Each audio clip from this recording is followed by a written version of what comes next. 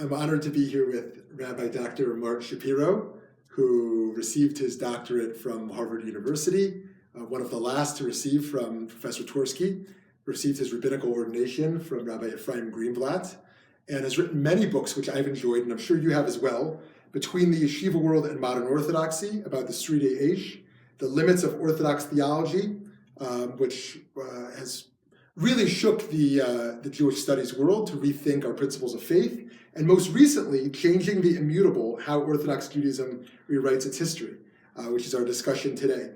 I'm privileged to have been a direct student of Rabbi Dr. Marc Shapiro at YCT Rabbinical School, where I took a wonderful course or two from him.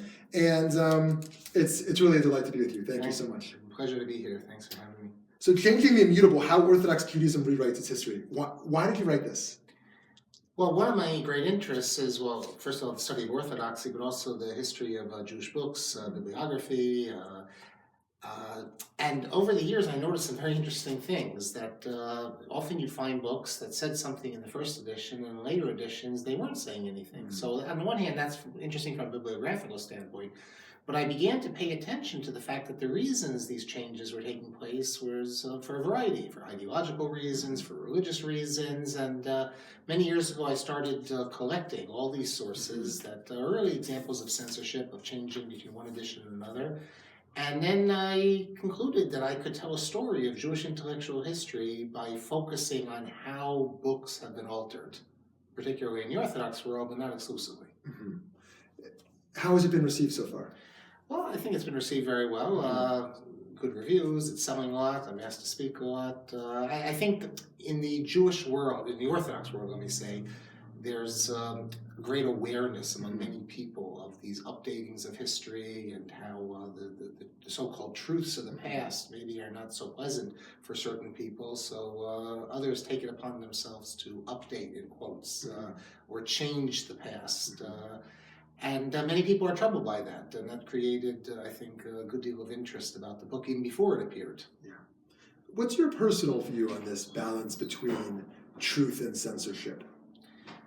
I believe that the truth needs to be told, that it's not our jobs to be censoring. Certainly, not our jobs to be censoring the writings of great rabbis. That's what I found most interesting and disturbing, that the figures that we look up to, great rabbinic figures, that there are people who feel it's okay for them, as it were, to know more than the great rabbis and alter what they write, just cut it out. On the other hand, I also recognize that history, the way I see it and the way it's done in the academy, is not how it's been done in traditional societies. In traditional societies, there is no notion of study of history for its own sake. History has a purpose. The past is really more about the present than the past itself. And therefore, I understand what motivates people to take liberties with texts and with history.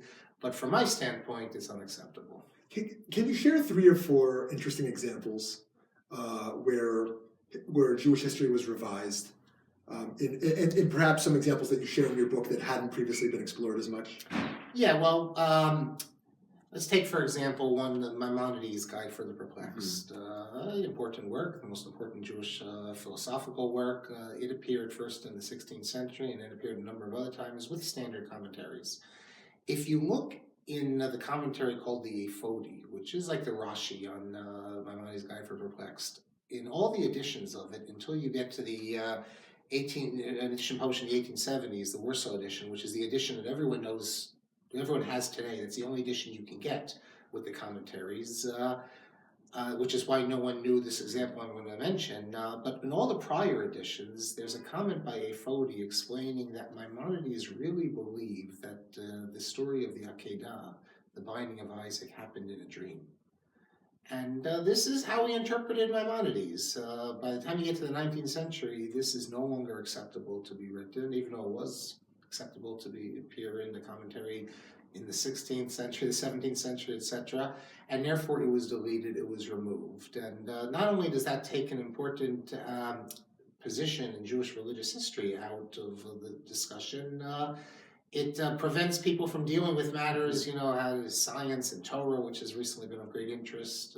They were not aware of this important comment by Afodi. It's not important to me at the moment whether Afodi is correct in his interpretation of Maimonides, but here's an example of where it's just something was just removed. We have examples in Halacha as well, where texts that today maybe would seem the position of early authority doesn't work, as it were, today. So, for example, the great Moses Sofer, the Chatam Sofer, writes about the time of ending of the Sabbath, and it's earlier than we are accustomed today to end it, and therefore you're stuck with a problem, because if people see what the Chatam Sofer wrote versus what people do today, there'll be a disconnect. So the easiest thing to do, and this was done, was simply delete his comments, and no one's the wiser, and that worked well for until it was figured out what was done.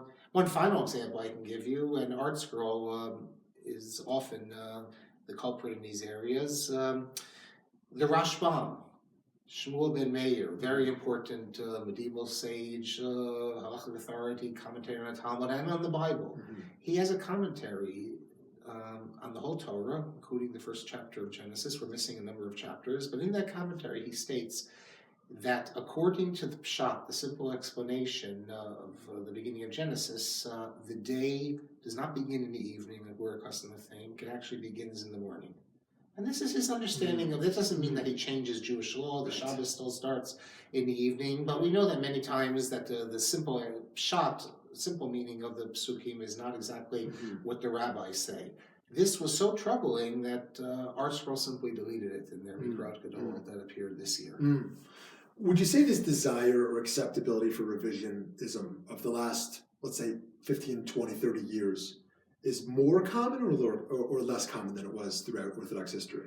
Oh, it's much more common, because today we have a new phenomenon of mass printings of books. Print is cheap today. So books are printed, and books are often printed by redoing the type, because you can do that on a laptop. And that means it's very easy simply to delete passages that you find problematic. And examples abound. I just wrote about a new example in a recent blog post, which came about just in 2015, so I couldn't include it in the book. There's a famous passage, Orthodox feminists like this passage very much, in which Rabbi Yosef Messas, who's an important North African rabbi, writes about how he refers to a book that records how in Spain there were communities where women would have women's prayer services, and women would wear taliyot, and some women would even wear tefillin. This is found in his book of Drashot. This was reprinted in 2015, and the whole drasha, the whole sermon is there, except for that section dealing with women putting on tefillin and wearing a talit. And the reason they could do that so easily is simply because it was set anew. So you just leave it out. Approbations, Rav Kook, for instance, when you reprint books and you do the typeset, you could simply take out his approbation, although we have plenty of examples where it's just a photo offset and they just leave a blank space. So my last question for you today is, what do you think the Orthodox leadership's policy should be today? Phrased another way, if someone came to you and they said, look, your scholarship is very interesting, but we're just too afraid. We're too afraid that if the masses understand this position or that, we're going to lose them from Torah, or if they come to understand something that isn't the norm today, they'll be confused, or they're gonna swerve from our authority or from our positions today. How would you lessen the fear of that camp? And that's exactly what they say, and it's a paternalistic argument. I would only say that in the era we live in today, that approach is always going to be counterproductive. Knowledge is out there; it cannot be controlled. Although it's not something I do, I understand that in the ghetto years ago, this might be in a policy.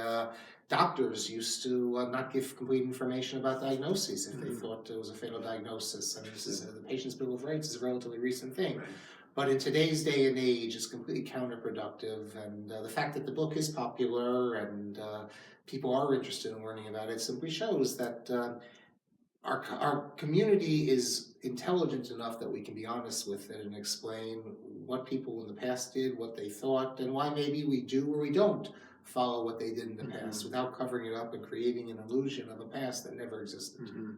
So there it is, the importance of knowledge, the importance of of openness and transparency, and of spreading scholarship, even if it makes some people uncomfortable. Thank you so much. You can follow Rabbi Dr. Marc Shapiro's writings on the Sfarim blog, where he writes quite a bit. It's also a wonderful scholar in residence to bring to your community. And this is one of the must-reads of the 21st century, Changing the Immutable, How Orthodox Judaism Rewrites Its History. I went to buy it early on, and it was already sold out. So hopefully you can get a copy now and maybe start a book group, a discussion group around this. Check out his other books as well. Thank you so much. Thank you, Rabbi Shmuel. Wishing you so much success. Thank you. Thank you.